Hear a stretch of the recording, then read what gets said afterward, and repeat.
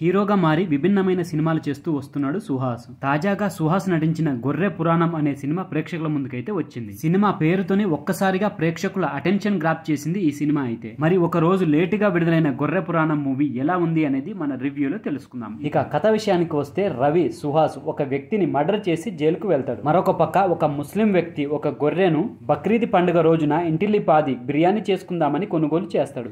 ఆ గొర్రెను సదరు ముస్లిం వ్యక్తి కుమార్తె ప్రేమగా చూసుకుంటది. తన తండ్రి చంపుతున్నాడనే విషయం తెలిసి దాన్ని వదిలేస్తుంది. మరి ఆ గొర్రెను పట్టుకునేందుకు దాని వెంట ముస్లిం వ్యక్తితో పాటు మరికొంతమంది పడతారు. అది అటు తిరిగి ఇటు తిరిగి ఒక గ్రామదేవత ఆలయంలోకి దూరుతుంది. అక్కడున్న కళ్ళు తాగి జట్కా ఇచ్చింది కాబట్టి దానిని తామే బలిస్తామని అక్కడ హిందువులు వెంటపడుతూ ఉంటారు. ఒక పక్క ముస్లింలు మరో పక్క హిందువులు వెంటపడుతూ ఉండగా గొర్రె ఎవరికి దక్కాలి అనే విషయం మీద పంచాయతీ జరుగుతుంది. ఇక ఆ తర్వాత ఆ గొర్రె హిందువులకు దక్కిందా మరి ముస్లింలకు దక్కిందా? గొర్రెను అరెస్ట్ చేసి జైలుకు ఎందుకు పంపుతారు? అసలు రవి ఒకరిని ఎందుకు మర్డర్ చేసిండు? రవి చేసిన మర్డర్కి గొర్రెకు సంబంధం ఏంటి?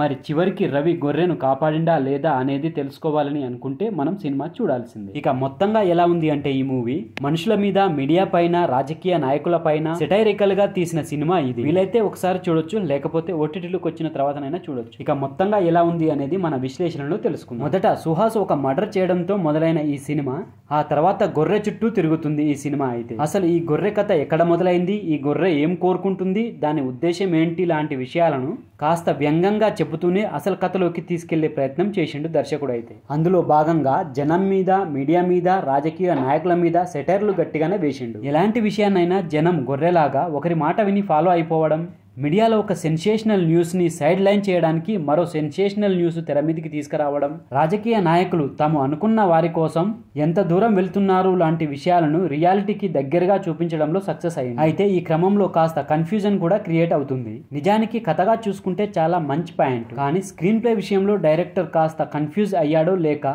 మనల్ని కన్ఫ్యూజ్ చేయాలని అనుకున్నాడో తెలియదు, కానీ ప్రేక్షకులను మాత్రం కన్ఫ్యూజన్ లోకి నెట్టేసిండు. అయితే మీడియా మీద, సగటు సమాజం మీద వేసిన సెటైర్లు మాత్రం నవ్వించేలా ఉంటాయి. ఒక్క మాటలో చెప్పాలంటే ఇది సోషల్ మీడియా సెటైర్ సినిమా. చాలా చోట్ల ప్రేక్షకులను అయితే నవ్విస్తూ ఉంటుంది ఈ మూవీ.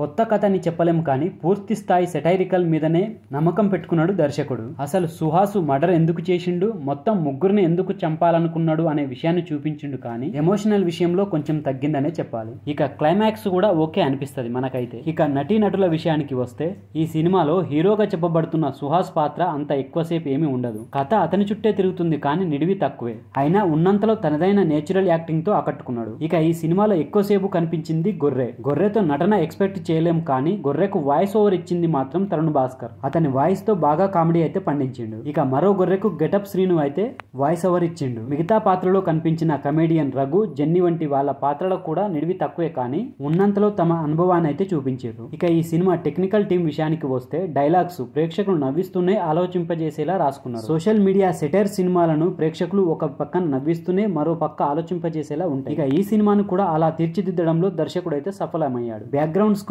సినిమాకు తగ్గట్టుగా సెట్ అయింది. ఇక ఈ సినిమా నిడివి కూడా తక్కువ అవడం వల్ల ఒక ప్లస్ పాయింట్ గానే చెప్పొచ్చు. ఇక చివరిగా చెప్పేది ఏమిటంటే Gorre Puranam trendy social media satire cinema. Logics వెతుక్కోకుండా చూస్తే సినిమానైతే ఎంజాయ్ చేస్తారు. సో ఫ్రెండ్స్, ఇది గొర్రె పురాణం మూవీకి సంబంధించిన రివ్యూ వీడియో. ఈ వీడియో కనుక మీకు నచ్చితే మాత్రం ఛానల్ని తప్పకుండా సబ్స్క్రైబ్ చేయండి. అలాగే వీడియో నచ్చితే మాత్రం తప్పకుండా లైక్ కొట్టండి. Thank you friends. మళ్ళీ ఒక మంచి వీడియోతో మీ ముందుకు వస్తా. అంతవరకు బాయ్.